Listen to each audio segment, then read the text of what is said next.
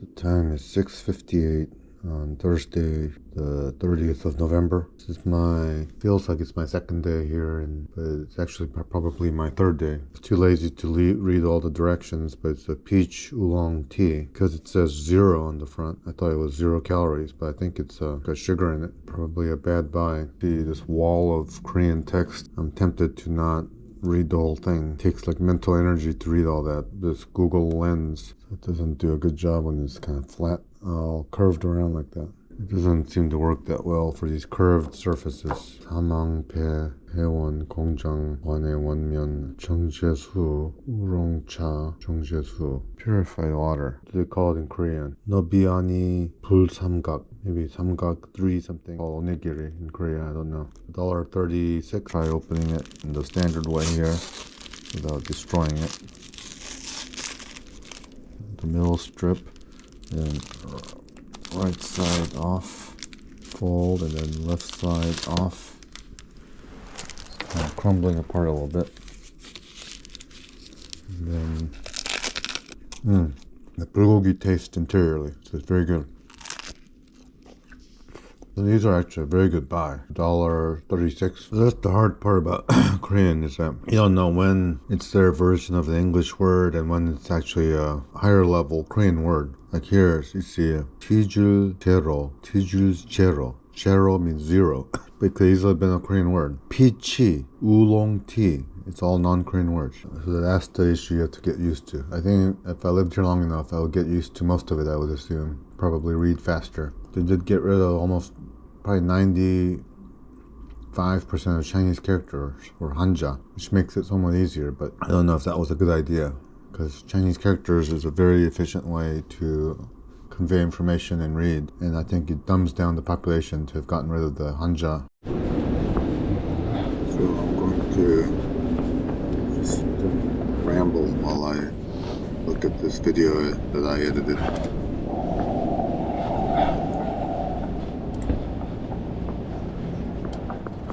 Mostly I'm making these videos for my own personal reference that I might be able to look at later on, maybe when I can't travel and I don't have the legs to travel like this anymore. My health is fairly poor. I've had 3 back surgeries. As you can see, I can still walk quite a bit. In fact, I've been walking in the range of 20,000 to 25,000 steps a day since I've arrived. At the end of the day, I'm sore, fatigued, with an aching back all over. My right leg is quite weakened, and I can't walk such great distances every day, I don't think, anymore. One of the projects for this, my third day, was to visit this area, Gwangjang Market. I was also going to visit the Tongyan Market, and I was going to look at Lotte Tower, which is the 7th highest building in the world, and the largest and the highest building in Seoul, in Korea, of course. I think it's only like the 3rd or 4th. I think it's only like the 4th highest building in Asia, because there is the Kuala Lumpur towers in Malaysia, the Shanghai Tower, the Shenzhen Tower. Maybe there was another one. But I've never been to Lotte Tower because it was finished in 2016, just a year I last went to Korea. But at the time, we weren't able to go to it because it was so new and so crowded. I'm not even sure that visitors were allowed back then. Now, post the 3 dead years of the pandemic era, there's been an explosion of tourist activity as I wandered through this Gwangjang market area. It was probably 80% Chinese that I was hearing. Initially I was just going to try to eat some meat, but this old lady I felt sorry for. She was begging me to buy food for her, and I made the wrong choice. I just instinctively, I used to be a vegetarian for over 40 years, so I instinctively asked for my comfort foods, which are these 2 things, the Maya kimbap and tteokbokki. I should have asked for sundae, which is right above me right there. I should have asked for omok or odeng, which are at least protein meals. Here I'm eating pindatuk, which is very bad for you. Fried mung bean pancakes. They're, in Korean terminology, what we would call gosu, very toasty and delicious. So I couldn't resist that. So I just carbo loaded and walking, just stuffed and fat, like Homer Simpson waddling about this area at this point. I was thinking about getting a cappuccino, but this place advertised it, but actually didn't have it at the point of order. And so here I took a subway to Dongdaemun station. I've emerged and I'm walking to the next subway area. I wasn't quite sure at this point whether it was a bus or a subway stop, so I was hoping for the best and walking toward where this Kakao T map directed me. If it was a bus, I had my wild card helped me take the transport there, but I was hoping for subways because they are more efficient. So this Dongdaemun Design Plaza, I think, is centered around, the younger people. There was really nothing there for me to look at. But once I descended into the subway stop here, now I'm wearing 2 watches there because the analog watch I've kept on my home time because of my old age. I don't like to do the mental energy of calculating 14 hours backwards. So just looking at it lets me see exactly where my wife and my kids are should I want to communicate with them.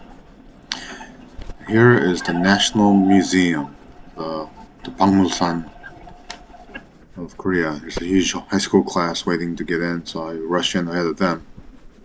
This place is totally free, and one of the earliest memories I had when I was in kindergarten or the first grade in Korea at the age of 5 or 4, I went to the previous location of the museum. And so I think that's how I got hooked on archaeology, anthropology so much, and it's become a lifelong interest and hobby of mine. So this part might be quite boring for most people, but I just like to look at and ponder the depth of time stretching back 10,000 years from when people first settled this area to now.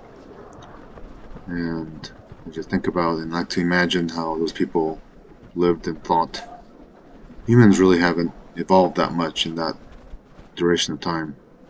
I believe it does take millions of years for us to demonstrate any substantive behavioral changes. So much of what they thought and dreamed are probably similar to what we do now. And because we're given so little time here, we're such transient beings, not much different from a flea really, in the grand perspective. It's good to look back in time and see what we've done and see where we might go thereafter.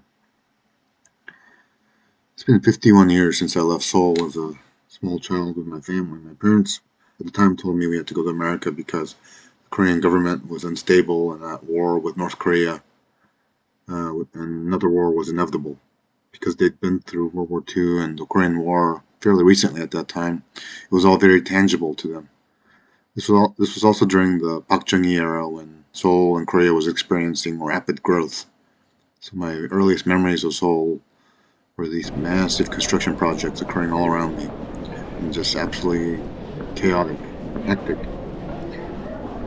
My family was involved in the government and led some of these construction efforts. I also remember as a 3 to 5 year old going about the country as they inspected and oversaw projects like the building of Gangnam, Busan national parks, for instance. My dad was not supportive of Park Chung-hee, and my mom and the family often felt it could be dangerous to him because he was often in the presence of not only staff but Park Chung-hee himself. So that might have contributed along with the horrendous schooling in Korea at the time. 서울의 아름다운 전경과 랜드마크를 즐겨보세요. We hope you enjoy Seoul's breathtaking cityscape, as well as our landmark building.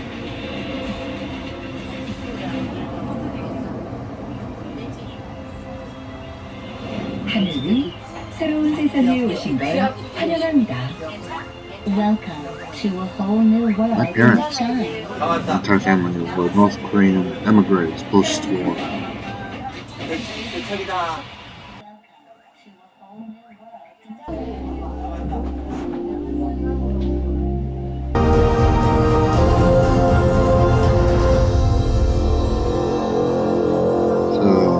Since there were North Korean emigres in South Korea, especially Seoul, was in the hands of the Gwangjang, the southern province people, who had a tight control to this date over the country.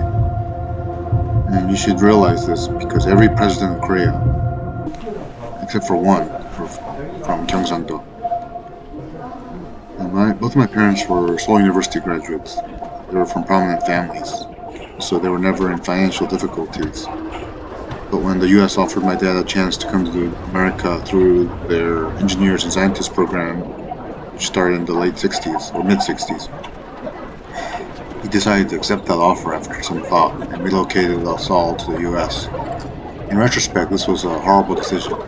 At the time, in the lens of war and politics, it seemed like a good idea to them. I had no say in this because I was only 4 or 5 at the time. But I do recall fighting it hard and being very against it. So now, 50 years later, both of my parents dead, and as I walk around my birth city again, I can only wistfully imagine what could have been my life here over the years. And my life is over. I'm retired, my kids are grown, and I am obsolete. I am unneeded and unnecessary to anyone. But I've been happy with how my life developed in America. I've been satisfied with my family and my life there. Had I stayed in Seoul, things could have been much more complicated than I would imagine, because you can never predict the arrows of fate and destiny. There are conveniences here in Seoul and Korea that we don't have in America, like immediate delivery of everything and anything, cheap corner convenience foods and drinks, rapid and multiple option public transport that is clean, efficient, safe, problem-free. There are things in America that Koreans don't have.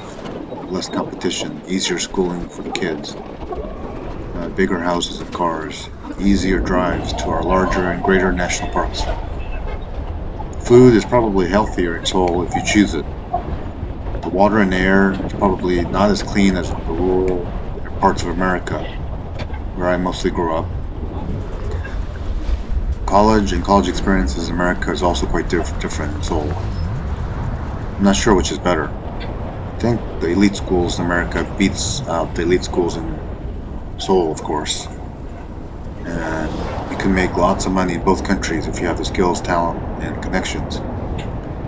But I think overall, it's much easier to fall into poverty and remain there here in Korea than in America, which is quite a bit more socialist than Korea is, at least for now.